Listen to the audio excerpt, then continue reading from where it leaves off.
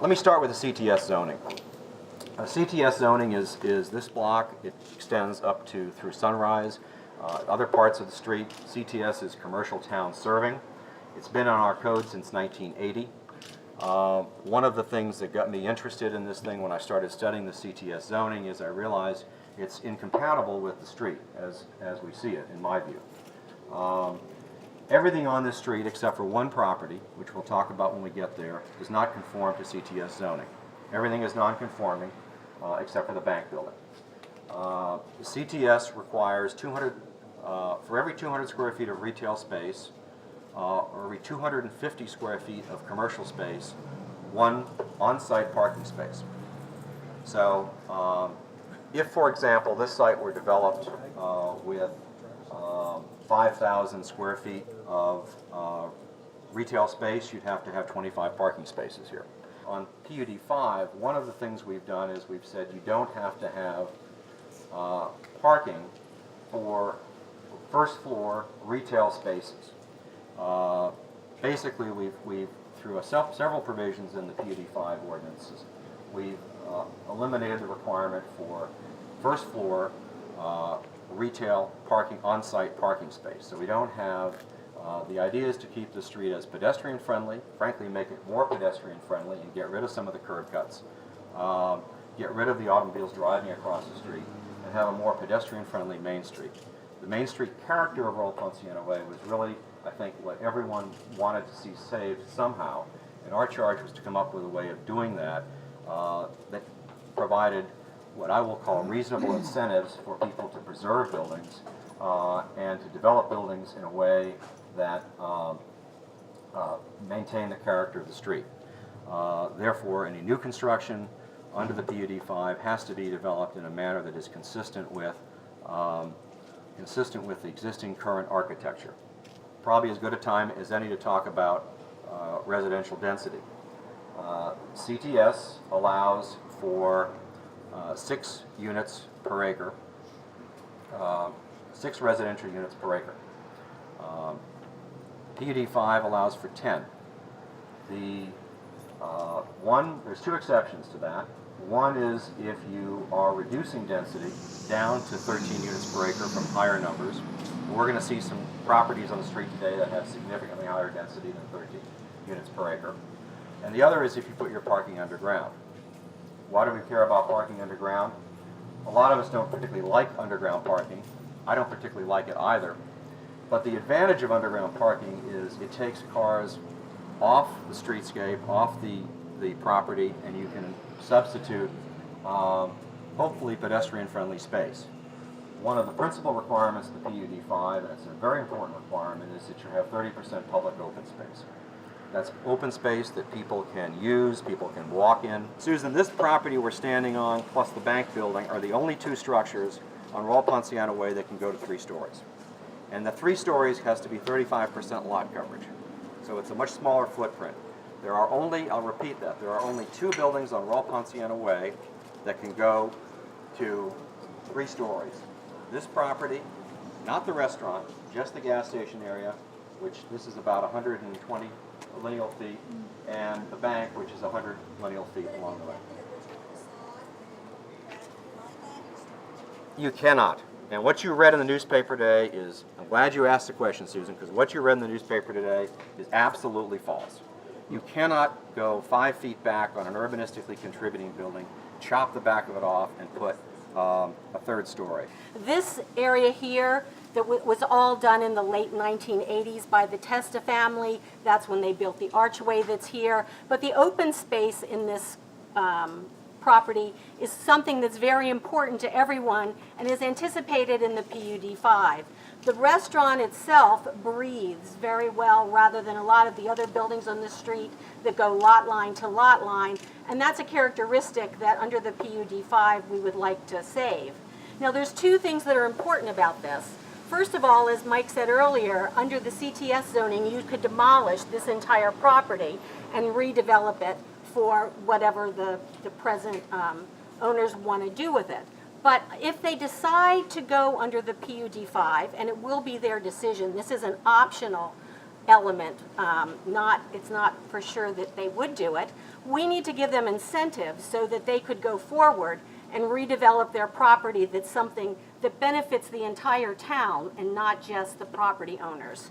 So under the urbanistically contributing category, we've listed things that we love about this property and that they would have to save if they went forward with these incentives. But one of the things that we were also very lucky about in the PUD5 is that the town hired a fellow named Stephen Mouzon, who's an urban designer from Miami Beach, and he came and walked the street with all of us and developed some design guidelines for these streets. And one of the things that he said is important for a good pedestrian experience are small shops in a variety of different forms within a street rather than everything being uniform. The contributing building report has 4 categories. The first is the highest, the architecturally and historically contributing. We'll see a few of those. The building on the corner meets that category. There's also an architecturally contributing category. Both corners meet that. The John Vogt wraparound, which we'll talk about later. Some of the other buildings, the building immediately west of the gas station where we were standing, is architecturally contributing. We'll talk about that when we get there. The third category is urbanistically contributing. And that's a term that Stephen Mouzon, our consultant from Miami, came up with. And that is a category where the building itself may not be architecturally or even historically significant, but similar to what Jane just described, the way the building meets the street, the way it depicts some of the history of the town. While some might say the Testa property is not an architecturally significant building, it does have significance to the town. And it does have significance to the street. The way the PUD5 is structured, all of the redevelopment goes through landmarks. The Landmarks Commission considers all proposals for PUD5, and the Landmark Ordinance is the governing ordinance for consideration of any redevelopment, plus, of course, the zoning changes that are in the PUD5. Question is there a limit? There is a limit under PUD5. You cannot develop more than 1.5 acres. There is no such limit under CTS. Someone could buy the whole block, demolish everything except for the Bradley House, which is landmarked, and build something. You can't go more than 1.5 acres, but there are further limits beyond that under PUD5, and that is you'll find that there are architecturally and historically built contributing buildings scattered throughout the block. So you start to get the picture of someone trying to buy this property and redevelop it and go out in different directions. They're going to hit buildings that they can't tear down. They can buy them, but they can't tear them down. So the disbursement of the historic and architecturally contributing buildings throughout the block is also a check on massing of some sort of huge city place type of development. Well, I'll talk about density in these 2 buildings because we're looking at the 2 highest levels of density on the street. Right here, there's 12 condominium units on 0.135 acres. That works out to density of 88 units per acre. That's the highest density right now in the 5-acre area.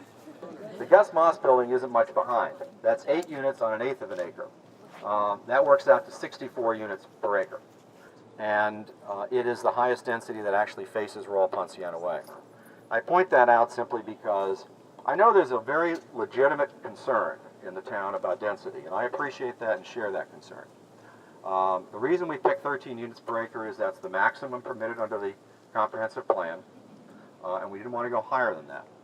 One of the beauties of Royal Poinciana Way is the mixture of styles, and one of the things that's in the design guidelines that Stephen Mouzon talked about is that we shouldn't have a homogeneity of styles within this 5-acre block. I think that that will do a lot to allay the fears that we could have something develop like Meisner Park in Boca Raton or City Place. We don't want everything on this block to be a Mediterranean revival. We want the block and any redevelopment or restoration or reconstruction that happens to take its clue from the different architecture that grew up over time. The other thing I want to say is I've heard a lot about we shouldn't do anything to change the comprehensive plan. Historically, the first comprehensive plan in the town of Palm Beach was financed by the Garden Club. I see some Garden Club people here, and it's a beautiful plan, and the renderings from that plan are in the town manager's office. Very few of the things that were called for under that plan, however, were materialized because they were very grand, some of the schemes in that plan. But it was a good start. The present comprehensive plan was enacted in 1989, and it's been changed a number of times since then. As a matter of fact, it's a document that's meant to be looked at and added to as the community's desires and needs change. The other thing I want to say is that a lot of people have talked about and worried about the fact that some of these buildings that are urbanistically contributing might only have a facade that's saved. This is not unusual for the town of Palm Beach. With over 200 landmark properties in the town, there's still 28 buildings that only have a partial designation, whether it be the front facade or a front door. In particular, look at the First National Bank. The First National Bank is just a great set of buildings, but it's only protected back to the first 15 feet of the buildings. That gave the bank flexibility. Landmarks works with owners. Our ordinance doesn't require owner consent in order to landmark something, but we've never come down hard with people with a hammer. We try and work with them so that something is a win for the town and a win for the property owners. These are architecturally contributing buildings from where I'm standing to where we were standing last, and under the PUD 5 they cannot be torn down. They cannot have a third story on them.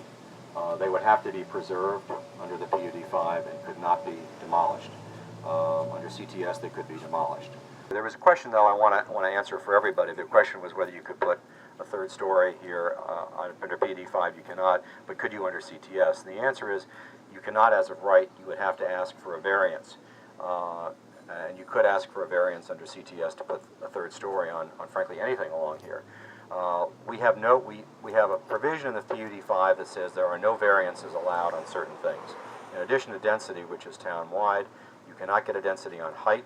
You cannot get a density on a variance on height, on overall height, and you cannot get a variance on the public open space. So there's pretty tight limits, and also on the 1.5 acre limitation. There are no variances on that. Sure. Under the CT, whatever, can it be torn down? Yes, under CTS this could be torn down. Everything on this street we've seen could be torn down tomorrow under CTS.